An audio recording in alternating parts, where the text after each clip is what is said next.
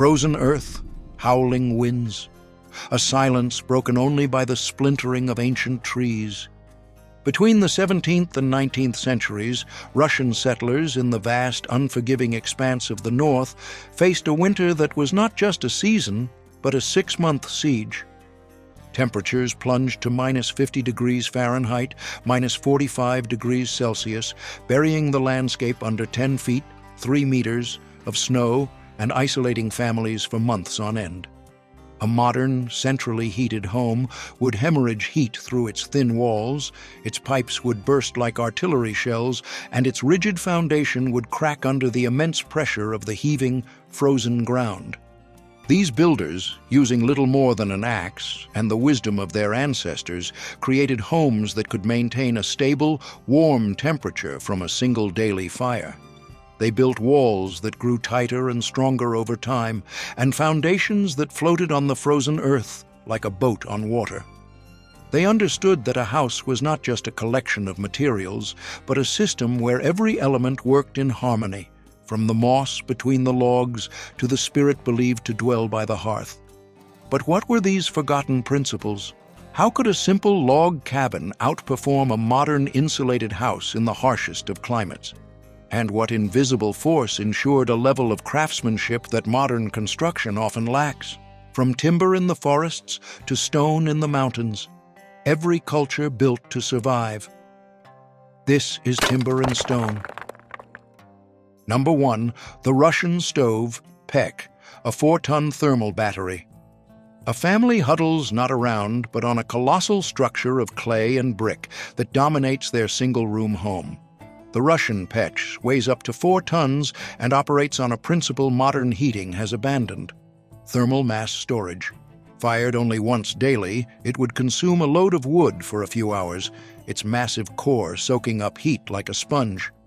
Russian research from the 1940s proved the Pechs achieved 68% thermal efficiency, later improved to 80% with enhanced designs by engineer I.S. Podgorodnikov. Compare this to modern furnaces that rarely exceed 90% efficiency, but run continuously, consuming vastly more fuel. The construction required master craftsmen who understood both physics and clay chemistry. The Gornilo, combustion chamber walls, were 8 to 12 inches, 20 to 30 centimeters, thick, built from a precise mixture of clay, sand, and chopped straw that created optimal thermal mass. The interior featured a complex system of flues and chambers that maximized heat extraction from burning wood. Smoke would travel through serpentine passages, giving up every BTU before exiting through the chimney. The pod, hearth floor, was made from special fire-resistant clay that could withstand temperatures exceeding 1,000 degrees Fahrenheit, 538 degrees Celsius, without cracking. Once the fire died, a heavy iron damper, often weighing 50 to 100 pounds, trapped heat inside the structure. For the next 24 hours, the stove radiated steady, gentle warmth throughout the cabin. The Gornilo could reach 200 degrees Celsius, 392 degrees Fahrenheit, for baking bread, while the sleeping surface remained at a comfortable warmth. The top of the stove, called polati, was the most coveted sleeping spot, reserved for the elderly and children. Picture a grandfather with joints stiff from decades of hard labor, finding relief in the deep, penetrating warmth of the clay, a comfort no modern heating pad could replicate. This single, multifunctional unit provided heat, bed, kitchen, and bath from one efficient burn. A modern home requires separate systems for each function, consuming energy continuously. The Pech could bake bread, dry clothes, heat water, and even serve as a sauna when needed. The stove solved heating, but smoke management in a wooden house required equal genius. Number 2. Rubka Ugol, Joinery, joints that tighten over time. Watch a master craftsman at work. His axe becomes a blur of controlled power, carving a perfect semicircular void into the underside of a massive Siberian pine log. At exactly 20 centimeters from each log's end, he creates a chasha, bowl, a depression so precise it could cup the perpendicular log beneath it like a hand holding an egg. This Rubka v. Ugol, cutting at the corner, technique created joints that actually grew stronger with age. Each log was scribed and custom cut to fit the one below, requiring precision that could prevent even a knife blade from sliding between logs. The skill required was extraordinary. A master could create joints so tight that Arctic wind couldn't penetrate even microscopic gaps. The logs themselves were carefully selected, typically 12 to 18-inch, 30 to 45 centimeter diameter pine or spruce trees, cut during the depths of winter when the sap was down and the wood was at its densest and most stable. Each log was debarked with a draw knife, leaving smooth surfaces that would shed water and resist rot for centuries. The protruding log ends weren't just structural. They acted like natural gutters, shielding the corner joints from rain and snow. The genius lay in how the system handled moisture and settling. As the house inevitably settled over several years, a process that could take up to 5 years to complete, the weight of the structure would force the joints to lock even tighter, eliminating gaps and drafts. A typical single-story Izba used 15 to 17 ventsi, crowns or rings, of logs, each one precisely fitted to create a monolithic wooden fortress. The method required no nails, no metal plates, no modern caulking, just the unparalleled precision of a craftsman and his axe. A father would spend years teaching his son how to read the wood, to understand how each log would behave as it aged and dried, a skill that was both art and science. The joints were stronger than modern steel brackets, yet more flexible than rigid connections, allowing the entire structure to move as one unit. Perfect joints mean nothing without perfect seals. Enter nature's most sophisticated gasket. Number 3. Sphagnum moss chinking, the living antiseptic seal. Before the first log was laid, women and children would venture deep into the taiga on a specific mission, gathering sphagnum moss. This wasn't random forest filler. It was a highly engineered component of the Izba system, chosen for properties that modern science is only beginning to understand. When dry, sphagnum moss is light and fluffy, almost weightless, but when it absorbs moisture, it can expand up to 20 times its original size. Packed between logs, this moss created a breathable gasket that would last for decades without replacement. The collection process was skilled work. Only certain types of sphagnum moss were suitable, those found in specific bog conditions where the pH was precisely right. The moss was gathered in late summer when it was at peak condition, carefully cleaned of debris and foreign matter, then dried in the sun until it reached optimal moisture content. It was stored in dry places until needed for construction, sometimes for months. When applied, the moss was packed tightly between the logs using special wooden tools, creating a continuous seal around the entire structure. Unlike modern synthetic sealants that trap moisture and lead to rot, the moss allowed the wood to breathe naturally. It would absorb any excess moisture from inside the house and release it to the outside, effectively wicking it away from the logs and preventing the conditions that cause decay. Furthermore, sphagnum moss is a powerful natural antiseptic containing phenols and other compounds that prevent the growth of bacteria and fungi.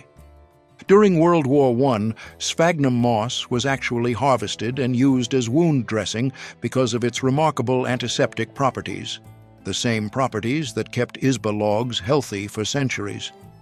A mother carefully packing moss between logs wasn't just insulating the home, she was giving it an immune system that would protect the structure for generations. This living seal would expand and contract with the wood through the seasons, maintaining a perfect, draft-free barrier. Modern homes require regular recaulking and maintenance every few years, but an Izba's moss chinking could last the entire lifetime of the structure. Walls sealed tight, but what about the crushing foundation challenge of permafrost? Number 4. The floating foundation. Engineering that moves with 50,000 PSF. A modern structural engineer would stare in disbelief at an Izba foundation. No deep footings extending below the frost line, no concrete slabs, no anchor bolts securing the structure to bedrock. Instead, the massive first logs of the Izba rested on just a few large flat stones placed at the corners and key points along the walls. It looked dangerously unstable, but it was actually a brilliant solution to one of construction's most challenging problems: frost heave. The foundation stones were carefully selected, typically granite or other hard stones that wouldn't crack under immense pressure. They were placed on level ground, sometimes with a thin layer of sand for precise leveling. The stones were large enough to distribute the weight of the entire structure, but not so deep that they would be affected by frost movement. Some builders would place a layer of birch bark between the stone and the first log to prevent moisture from wicking up into the wood. The Izba's foundation was designed to be shallow and completely unanchored, allowing the entire structure to float on the surface of the ground. When the soil froze and expanded, creating pressures that sometimes exceeded 50,000 pounds per square foot, it would lift the entire house uniformly. When the ground thawed in spring, the house would settle back down to its original position. A rigid, modern foundation would resist this movement, and the immense pressure would cause it to crack and fail catastrophically. The Izba, by yielding to the forces of nature, remained completely unharmed. The movement was so gradual and uniform that families inside wouldn't even notice. Dishes wouldn't rattle on shelves. Doors would continue to open and close normally. Imagine the confidence this gave families during the deepest freeze, feeling the house shift almost imperceptibly, not with fear, but with quiet trust in a design perfected over generations. Modern homes built on similar ground require expensive deep foundations, heated basements, or complex pier systems that can cost tens of thousands of dollars. Foundation stable, walls tight. Now for the crushing weight above. Number 5, multi-layer sod roof, 20 tons of living insulation. The roof of an Izba was a dynamic, multi-layered system that would make modern architects weep with envy. The first layer, laid over sturdy log rafters, was a waterproof membrane of overlapping birch bark sheets, more durable and flexible than any modern tar paper. The bark was harvested in spring when the sap was rising, allowing it to be peeled off in large, flexible sheets that could be rolled and stored. These bark sheets were then overlapped like shingles, creating a completely waterproof barrier that could last for decades. The bark contained natural oils and resins that made it resistant to rot and insect damage. Next came a thick layer of clay, mixed with chopped straw or animal hair for binding strength. This clay layer served multiple critical purposes: additional waterproofing, thermal mass for temperature regulation, and a growing medium for the final layer. Finally, the entire roof was covered with several inches of sod, rectangular pieces cut from meadows, complete with grass roots and soil, and laid like living green tiles across the entire roof surface. The sod was cut in specific dimensions and carefully transported to maintain the root systems that would keep it alive. In summer, the roof would bloom with grass and wildflowers, creating a vibrant green crown that provided natural cooling through evaporation. But the true genius was revealed in winter. The sod would catch and hold the first snowfall, and this thick blanket of snow, one of nature's best insulators with an R value of about 1 per inch, would become an integral part of the roof system itself. The combined weight of the sod and accumulated snow was immense, sometimes exceeding 20 tons. This massive load served a secondary structural purpose. It applied constant downward pressure on the log walls, compressing the moss chinking and making the entire structure even tighter and more stable as winter progressed. The roof could support the weight of several modern automobiles while creating an insulation system with an effective R value of 40 to 50, far exceeding most modern roofs. The thermal performance was extraordinary. The combination of bark, clay, sod, and snow created a living shield that grew stronger as the winter grew harsher. Sealed tight for months, how did 10 people breathe without losing precious heat? Number 6.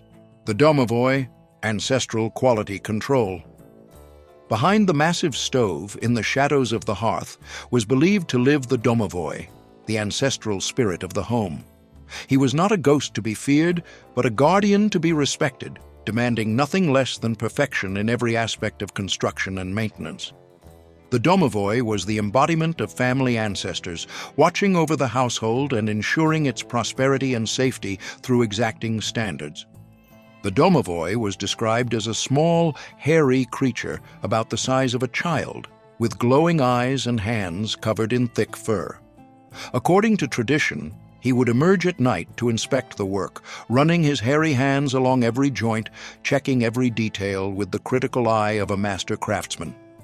If he found the work satisfactory, he would bring good fortune to the family, healthy livestock, successful harvests, and a warm house even in the coldest weather. But if he discovered sloppy craftsmanship, poorly fitted joints, or a dirty, ill-maintained home, his displeasure would bring misfortune. Tools would go missing at critical moments, food would spoil unexpectedly, livestock would fall ill, or the fire would refuse to burn properly, leaving the family cold and hungry. This belief system was the ultimate form of quality control, more powerful than any modern building code or inspection process. A builder would redo a joint for the third or fourth time, not because a foreman was watching, but because he feared the judgment of his own ancestors. A family would keep their home immaculate, not just for hygiene, but to keep their guardian spirit content. The tradition included specific rituals that reinforced these standards. When moving to a new house, the family would formally invite the Domovoi to come with them by taking coals from the old hearth to light the new one, symbolically transferring the ancestral blessing. They would leave small offerings of bread and salt for the spirit, and children were taught to speak respectfully when near the stove area. The Domovoi was also believed to be a weather prophet. If he was restless at night, moving objects or making noise, it meant a severe storm was approaching. If he was content and quiet, the family could expect good weather for their outdoor work. Modern quality control relies on inspectors, building codes, and legal liability, but the Domovoi system created builders who were their own harshest critics, driven by a spiritual accountability that no external oversight could match. It ensured that every Izba was built not just as a house, but as a sacred vessel, worthy of sheltering both the living and the spirits of the dead. But even spiritual perfection needed fresh air. The final secret lay in physics and faith. Number 7. The Red Corner, Krasny Ugol, Sacred Ventilation Physics. Diagonally opposite the massive stove in every Izba sat the Krasny Ugol, Red Corner, the spiritual center of the home where the family's icons were placed on a special shelf called the Boznitsa. But its position wasn't merely symbolic. It was a critical component of a brilliant passive ventilation system that integrated physics and faith in a way that modern HVAC engineers are only beginning to understand. The stove, being the warmest point in the room, would create a powerful updraft as heated air rose toward the ceiling. The red corner, being the furthest point from the stove, was naturally the coolest area in the room. This temperature differential created a natural convection current that circulated air throughout the entire space without any mechanical assistance. High up in the red corner, often near the ceiling, a small, carefully designed vent, called a dushnik, would be opened for a brief period each day. The pressure differential created by the rising hot air from the stove would pull cold, dense, fresh air through this strategically placed opening. This fresh air would then travel across the ceiling, slowly sink as it cooled, and circulate through the room before being drawn toward the stove area and eventually exhausted through small gaps around the stovepipe or through a separate exhaust vent. This created a gentle, continuous air exchange that could completely refresh the air in the room several times per day while losing minimal heat. The system was so efficient that it eliminated the stuffiness and staleness that would otherwise develop in a completely sealed space occupied by multiple people for months at a time. The family could gather for their evening meal, breathing fresh, clean air, a silent testament to a design that integrated the laws of physics with spiritual beliefs. The red corner served both as the sacred heart of the home and as the lung that kept the family healthy through the long winter months.